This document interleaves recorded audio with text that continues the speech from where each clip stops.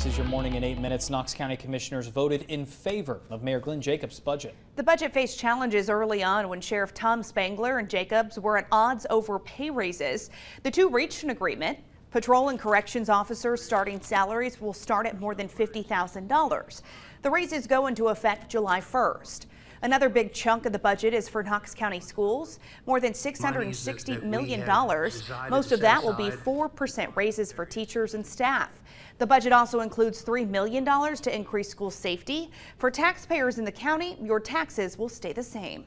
Right now, two Tennessee Department of Education officials are stepping down from their positions. Dr. Eve Carney, the deputy commissioner, and Megan McLeroy, the chief of statewide supports, resigned. The two spent more than a decade working with the state. It comes just 1 month after Tennessee Education Commissioner Penny Schwinn stepped down. We asked Carney and McLeroy what led to their decision, but have not yet heard back. And a woman is behind bars this morning accused of helping kill a man in Alcoa in 2021. Heidi Litton is being held on a $1 million bond in connection to the murder of John Willis. The 26-year-old was found dead on Tupelo Way in Louisville, Kentucky in February of last year. Multiple agencies, including the TBI and Alcoa police, helped track down the suspect, 38-year-old Stephen Green of Maryville. Green pled guilty to Willis's murder and told police Litton helped plan the murder. Litton is being held on a $1 million bond. She faces nearly a dozen charges. And a Knoxville woman is accused of hiring a hitman online to kill the wife of a man she met online. It didn't work. Police say Melody Sasser paid nearly $10,000 for someone to do the job through a dark website called Online Killers Market. Court documents show Sasser told someone on the site it needed to look like an accident and she did not want a long investigation. The victim's husband told authorities he met the suspect on Match.com and they hiked the Appalachian Trail together. Officials identified Sasser after leaving threatening voicemails on the victim's phone. We've got more details right now inside our WVLT News app. And federal investigators are on a search for answers following a deadly small plane crash in a remote area of Virginia. The plane took off from Carter County, Tennessee. They're now trying to figure out when the pilot became unresponsive and why the aircraft went way off course. The plane took off from Elizabethton on Sunday afternoon, flying to New York at 34,000 feet. For some reason, officials say it made a U-turn towards D.C., entering restricted airspace. 6 military fighter jets scrambled to escort the plane. The plane crashed shortly after. Authorities say the jets did not cause the plane to crash. CBS News learned one of the military pilots saw the small plane's pilot slumped over and unresponsive. 49-year-old Adina Azarian was killed along with her 2-year-old daughter, their nanny, and the pilot. Officials say it could take up to 2 years for a final report on what happened and why. This morning, we're learning the Green Acres Market was under code violations when it caught fire Saturday night. The county codes department says there were life safety issues with the building in Louisville, including notices that said unsafe and do not enter, despite the market being open. No one in the fire was hurt. The Blount County Sheriff's Office is now investigating how it started. And we're learning new details in a serious car crash in Roane County that threw at least 3 people from a vehicle, including 2 children. It happened Sunday on I-40. The entire interstate was shut down in both directions. The driver is facing multiple charges. THP says there were 6 people in an SUV, including the driver. 3 of them were children between the ages of 9 and 11. Officials say they were driving on the interstate when the tire blew out, causing the driver to lose control, hit a guardrail, and roll over. THP says a 9-year-old, 11-year-old, and 25-year-old were not wearing seatbelts and were thrown from the car. The driver is facing multiple charges. We're working to learn more about the crash. We'll update you in the WVLT News app.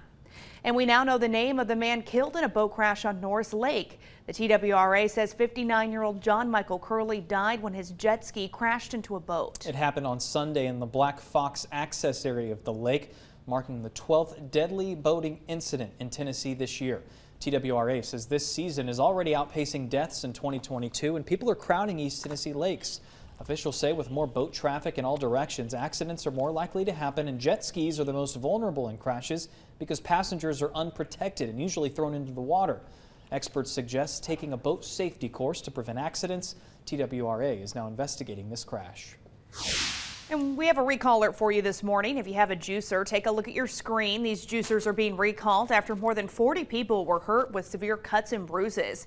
The Consumer Product Safety Commission says some Empower brand juicers can crack or burst. There can also be small particle shavings after using them. The two models affected are at the bottom of your screen. If you have either of the Power XL self-cleaning juicers, stop using them immediately. They were sold nationwide at stores like Walmart, TJ Maxx, Target, and CVS between September of 2020 and August of 2022.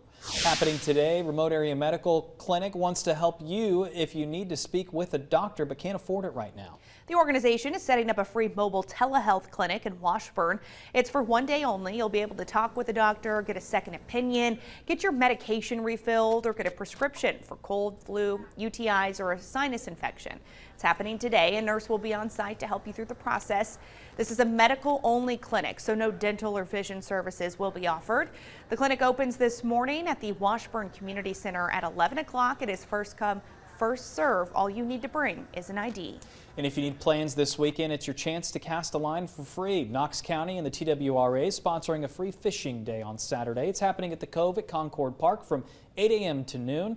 Got a chance to catch a few catfish, bluegill, even some bass. The best part is you can fish without worrying about a license. It is 6:54. We do want to get a look at your first alert traffic with Whitney. Taking a look at I-40 under Western Avenue. We do have a couple of vehicles off into that right-hand shoulder for you.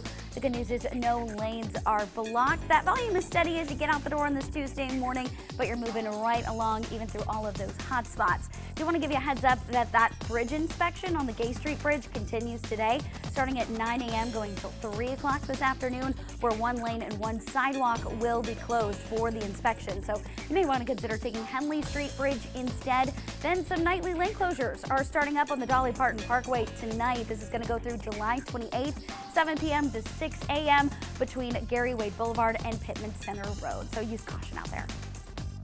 Your First Alert Forecast with Chief Meteorologist Heather Haley. 6:55 now as we start the day off here with a haze from fog. There's actually a layer of smoke up above that as well. There are wildfires still burning in Canada, and because the upper air winds have been flowing south, we're going to actually feel a good northwesterly breeze down at the surface today too. It just helps to pull this smoke down, creating a layer of haze in the atmosphere, filters our sunlight a bit, so we do have that to contend with. Now, we're still getting plenty of sun exposure. All right, still very high UV index, still got to reapply that sunscreen. That's why the sky might look a little hazy to you. Air quality is at a moderate level as well because of that smoke, and then pollen counts are medium. Right now you're also seeing that fog at the surface. That keeps the muggy air in place in the valley, low to mid 60s, more 50s outlining the valley for now. But we're going to work on improving views, a lot of sun, and one more day that's a lot of heat. At least the humidity is going down for this afternoon as we crank it up to 78 at noon and a high of 90. Again, just a very stray mountain pop-up possible today ahead of that weak cold front. So that's also coming in from the north tomorrow. We're tracking that scattered rain, how much you can expect where you live coming up on the CW, but at least we can all feel the effects and have a nice little reset on those temperatures to end the week. Yeah, I got one of those stray showers yesterday and it was just like, I'm yes, jealous. give me more. It's still not enough. It never is. You gotta